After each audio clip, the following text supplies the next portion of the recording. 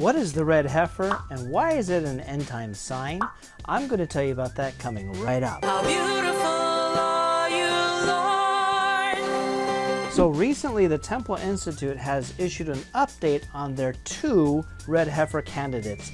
But what is the red heifer? So I'm glad you asked. The red heifer comes from Numbers chapter 19 in the Bible, and in verse 2 it says, "This is the ordinance of the law which the Lord has commanded, saying, Speak to the children of Israel that they bring you a red heifer without blemish, in which there is no defect, and on which a yoke has never come." So because it's a heifer, that means it's a cow, a female. And because it has to be red, it has to have all of its hairs red. It cannot have even 2 hairs that are not red. And it says without blemish. That means this red heifer cannot have any imperfections or injuries throughout its entire life. And then it also says no defect. That means the red heifer cannot have any birth defects whatsoever. And it also says a yoke has never come.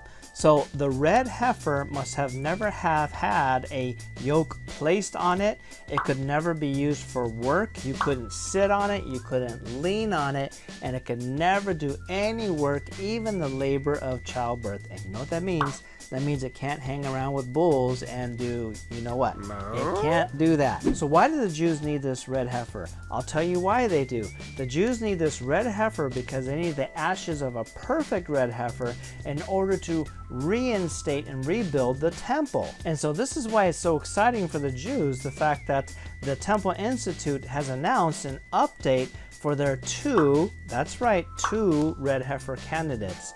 Because an old rabbi by the name of Maimonides, he states that the red heifer has to be offered up in its 3rd or 4th year. In other words, they're going to do this soon, or at least they want to. So how will the Jews get the ashes of this red heifer? Good question. Here's what it says in the Bible.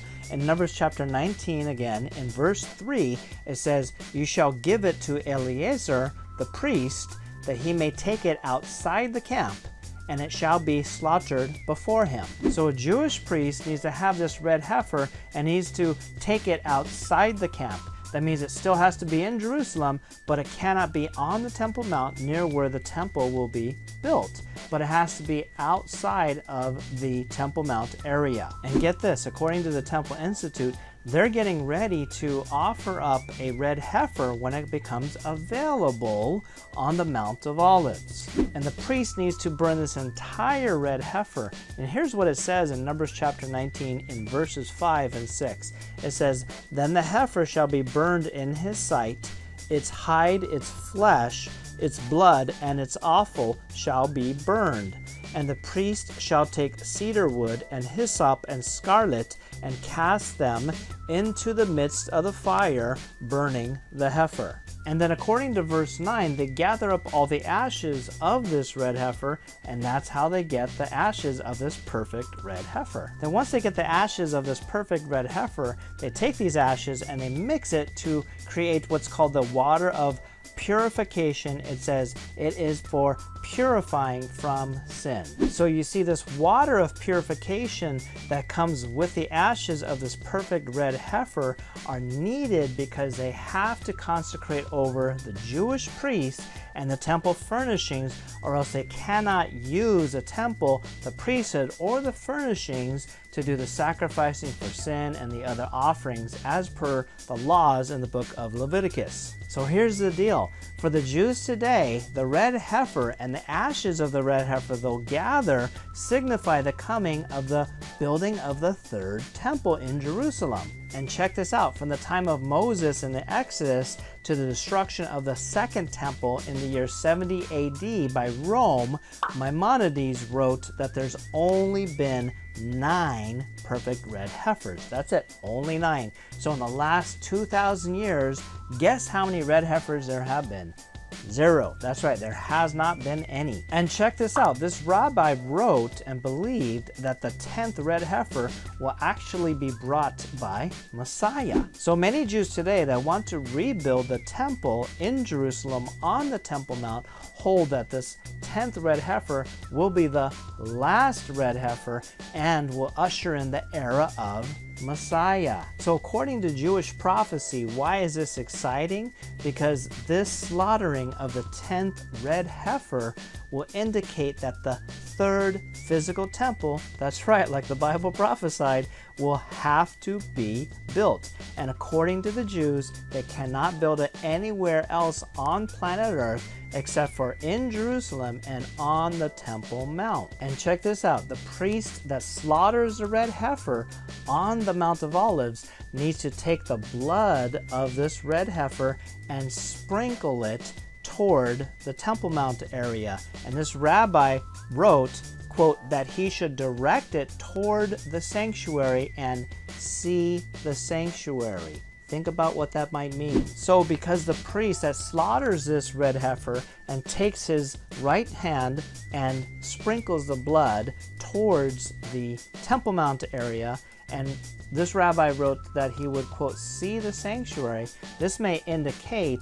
that the temple has to be built around the time that the sacrifice of the red heifer takes place. And so for those of us who believe that Yeshua, or Jesus, is Messiah, we believe, like he said in the book of Matthew, chapter 24, when Yeshua was talking about the end times, or what we Bible students call eschatology, here's what he said in Matthew chapter 24, verse 15.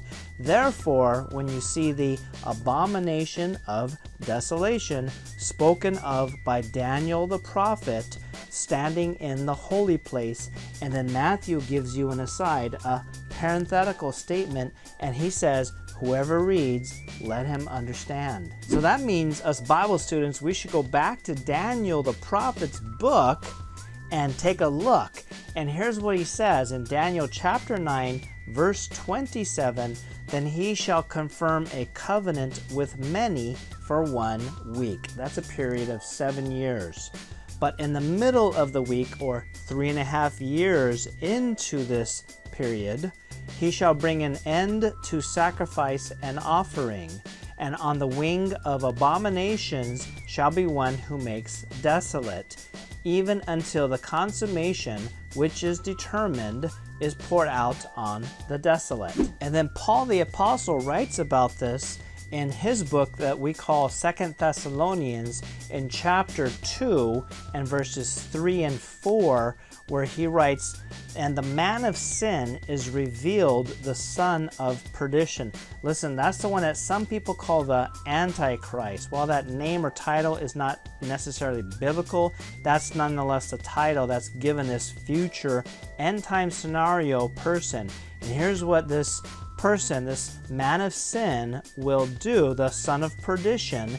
And again, 2 Thessalonians chapter 2, now it says in verse 4, it says, who opposes and exalts himself above all that is called God, or that is worshipped, so that he sits as God, listen, in the temple of God, showing himself that he is God. So this coming lawless one, the man of sin, the son of perdition, he's going to go in the temple of God. And listen, that has not happened. And because that has not happened, and because we know God's word is true, his word stands forever, we know there has to be a temple, and there's going to be this coming lawless one, this man of sin, the son of perdition. He's going to go into the temple.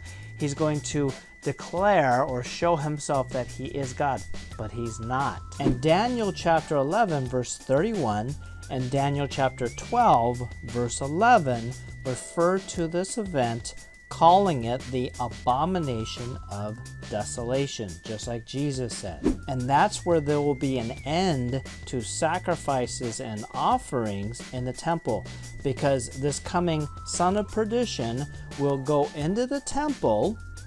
He's going to stand in the holy place, like Jesus said, and he's going to declare himself to be God, like Paul wrote in 2 Thessalonians. And Jesus said in Matthew chapter 24, verse 16, that when you see this abomination of desolations, verse 16, he says, then let those who are in Judea flee to the mountains. In other words, run. And so these are exciting times that we live in, and I believe we need to be good Bible students and know prophecy of the end times, because one of the indicators or signs of the end times is that the Jews will be able to rebuild a temple, reinstate sacrifices and offerings, so that just like Daniel prophesied and Jesus referred to in Matthew 24, and Paul writes in 2 Thessalonians that there's going to be a stop to the offerings that will be done and the sacrifices in the temple. And there's only one place they could be done, only in the Jerusalem area, and they need what? They need a red heifer. And hey, if this has been of value to you, go ahead and subscribe down below. And hey, share this with all of your Christian friends, can you? Because I believe every Christian needs to know about end times prophecy. And hey, this might be the last and final red heifer, and the Jews are getting ready to rebuild the temple right now already. So check it out, be informed, stay aware, and let me know your thoughts, your feedback in the comments, and we'll see you soon. How beautiful.